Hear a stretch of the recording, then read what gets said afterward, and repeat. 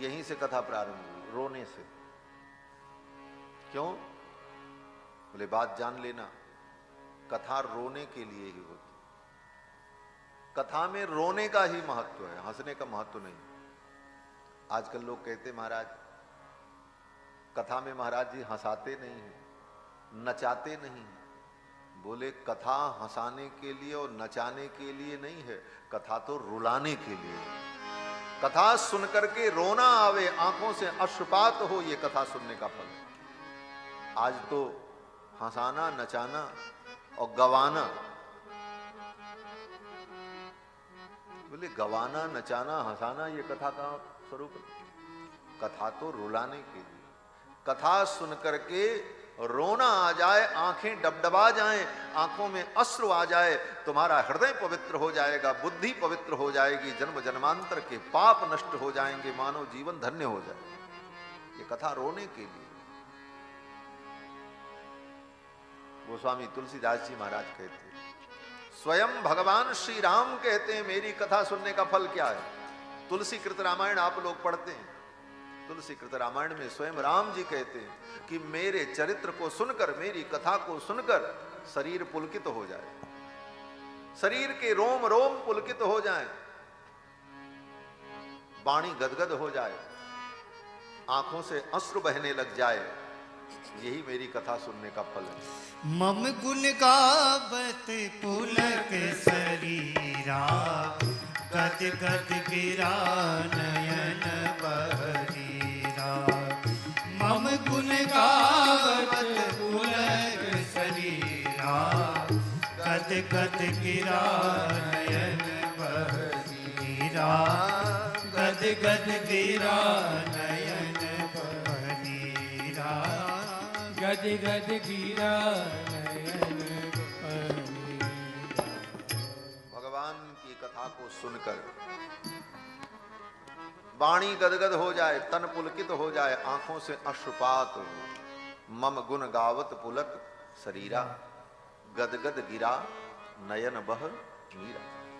भगवान का गुणगान करते समय और गुण श्रवण करते समय तन पुलकित हो, आंखों से अश्रुपात हो, हृदय भर आए, कंठ अवरुद्ध हो जाए, शरीर में रोमांच हो, यही कथा सुनने का। अब आप कहोगे फिर तो सुनाने वाले को सबसे पहले रोना शुरू करना चाहिए। आप प्रश्न करो, उसके पहले हम उस प्रश्न का उत्तर आपको बता दें, तभी तो कथा सुनने का आनंद है। मम गुण गावत पुलक शरीरा, मेरा गुण गाते समय शरीर पुलकित हो, आंखों से अश्रुपात हो। लेकिन यह उस स्थिति के लिए है जब व्यक्ति स्वयं बैठ करके अकेले राम जी का चरित्र गाए, एकांत में बैठकर भाव विभोर होकर राम जी के चरित्र का पाठ करे, गान करे, उस समय उसके आंखों से अश्रुपात हो, रोना हो, और जो श्रवण कर रहा है उसका रोना और हंसना हो। लेकिन व्यास पीठ पर बैठ करके जो आचार्य, जो महापुरुष कथा सुना रहे हैं, उनका रोना संभव नहीं होगा। क्यों? बोले अगर वो रोने में पड़ गए और रोने में डूब गए तो फिर कथा ही नहीं हो पाएगी, कथा तो वहीं ठप हो जाएगी, कथा वहीं बंद हो जाएगी।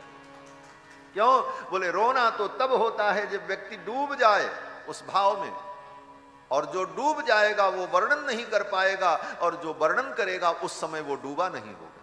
ये स्थिति बड़ी विचक्षण होती। कोई व्यक्ति पानी में डुबकी लगाए और पूछो भीतर तुमको कैसा लग रहा है, बोले बाहर निकलें तब न बताएं। भगवान की कथा में उस रस में डूबने का आनंद जिस समय होगा उस समय उसका वर्णन नहीं होगा, और जिस समय उस आनंद का वर्णन किया जाएगा उस समय वो व्यक्ति डूबा नहीं रहेगा। ये विडंबना है। भगवान शंकर भी पार्वती जी को जब कथा सुनाते हैं तो ध्यान मगन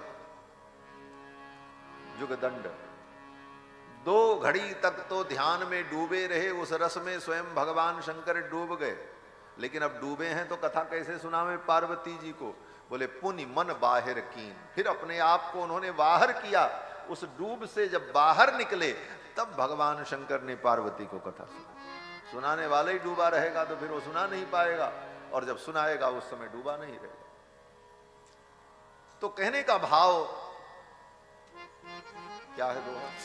मगन ध्यान रस दंड जुग पुनि मन बाहर कीन। मगन ध्यान रस दंड जुग पुनि मन बाहर कीन। रघुपति चरित महेश तब हर्षित भरने कीन। रघुपति चरित महेश तब हर्षित भरने लीन। हाँ हर्षित भरने लीन। जब भगवान शंकर डूबे थे तब तक कथा नहीं सुनाई, ध्यान मगन। लेकिन जब पुनि मन बाहर कीन, अपने मन को बाहर किया, उस डूब से बाहर उबरे निकले, तब कथा का वर्णन। तो कथा सुनकर गाकर रोना आ जाए, यही कथा सुनने और गाने का फल है। भगवान कृष्ण भी कहते हैं, भगवान श्री कृष्ण क्या कहते हैं कि वाग गदगदा द्रवते यस्य चित्तम, भागवत जी में, वाग गदगदा द्रवते यस्य चित्तम, वाणी गदगद हो जाए, द्रवते यस्य चित्तम, चित्त जो है द्रवीभूत हो जाए, चित्त द्रवीभूत हो जाए, हृदय पिघल जाए। हृदय के पिघलने का प्रमाण क्या है? बोले जब हृदय पिघलेगा, ये कठोर हृदय जब द्रवीभूत होगा तो आंखों से बाहर आएगा आंसू के रूप में। आंखों से आंसू आने का मतलब है कि इसका हृदय द्रवीभूत हो गया, पिघल गया, हृदय में वेदना हुई, तभी तो आंसू निकल रहे हैं। तो भगवान कृष्ण कहते हैं वाग गदगदात द्रवते यस्य चित्तम, वाणी गदगद हो जाए, चित्त द्रवीभूत हो जाए, रुदंत्य भीक्षणम, और बार बार कथा में रोना आवे, सुन सुन करके पग पग पर वो रोए, हुलक हुलक करके रोए, हिचकियां आने लग जाएं। हाँ ऐसे ही लिखा है महाराज, बाग गदगदा द्रवते यस्य चित्तम रुदंत्य भीक्षणम। अभीक्षणम माने बार बार रोना आए, हंसति क्वचिच्च, कथा में हंसना कहीं कहीं, हाँ कभी कोई प्रसंग आ जाए हंसने का तो एक आध बार हंसी भी आ जाए, लेकिन महत्व रोने का ही। हंसने का प्रसंग कहां? अब बोले सूर्पणखा का प्रसंग आ जाए तो थोड़ा हंस लो, वो सूपनखा रामन कर बहिनी दुष्ट हृदय, दारुण जस अहिनी पंचवटी सो गई एक बारा, देख बिकल भई जुगल कुमारा, तो सम पुरुष न मोसम नारी, यह संजोग विधि रचा विचारी। ये सब प्रसंग सुन करके थोड़ी हंसी आ जाए, लेकिन कभी कभी हंसति क्वचिच्च विलज्ज उद्गायत नृत्यते च मदभक्ति युक्ता भुवनम पुनाति। भगवान कहते हैं कृष्णचंद्र कि ऐसी भक्ति जिसके जीवन में आ गई, वो भक्त सारी धरती को पवित्र कर देता है। वो जहां रहता वो धरती पवित्र हो जाती है उन भक्तों से, और ऐसे भक्तों से ही तीर्थ तीर्थ बनता है। तीर्थ तीर्थ क्यों है? बोले ऐसे भक्त जहां निवास करते हैं, ऐसे भक्त जहां विचरण करते हैं, वही तीर्थ होता है और वही पवित्र स्थान हो जाता है। मद भक्ति युक्ता भुवनम पुनाति। तो श्री महर्षि वाल्मीकि अनुभव करते हैं कि लौकुश ने जब कथा सुनाई तो सभी मुनि महात्मा रोने लगे, भाव विभोर हो गए, और सब ने यही कहा, अरे जिस घटना का ये वर्णन कर रहे हैं ये घटना तो बहुत पहले की है, लेकिन ऐसा वर्णन कर रहे हैं कि लग रहा है ये घटना आंखों के सामने घटित हो रही है, सचित्र वर्णन।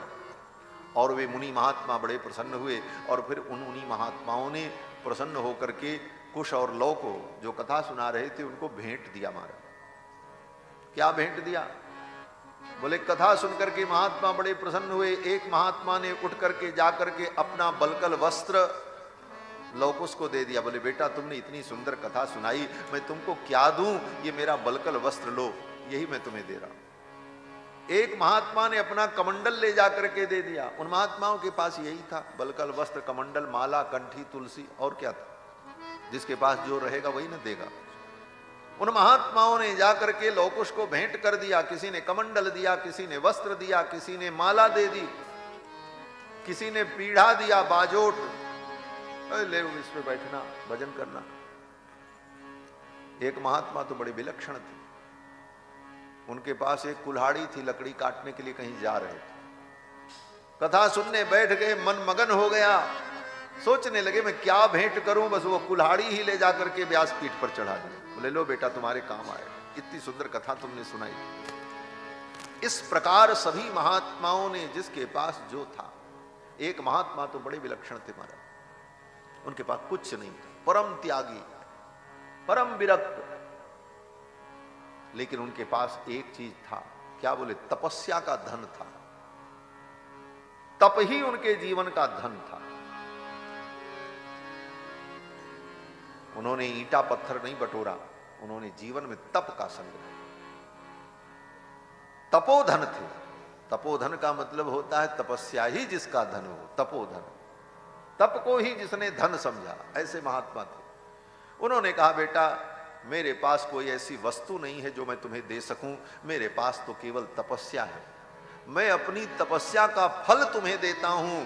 हे लवकुश, तुम सदा स्वस्थ रहो, आनंद से रहो और इसी प्रकार हमें कथा सुनाते रहो, मेरी तपस्या का फल तुमको प्राप्त हो जाए, अपनी तपस्या ही दे दूं। एक महात्मा बड़े अच्छे थे, उन्होंने अपनी आयु का दान कर दिया। बोले आयुष्यम अपरे तथा, मेरी आयु भी तुमको लग जाए। क्यों? बोले तुम बहुत आयुवान होगे तो बहुत लोगों को कथा सुनाओगे, बहुतों का कल्याण करोगे, इसलिए तुम दीर्घायु हो जाओ, मेरी भी आयु तुमको प्राप्त होगी। ऐसी कथा भाई वाल्मीकि जी बड़े प्रसन्न हुए, मेरे बच्चों ने बड़ी सुंदर कथा सुनाई। और फिर महर्षि वाल्मीकि ने कुश और लौ को लिया, कहा चलो। कहां चलो? बोले नैमिषारण्य।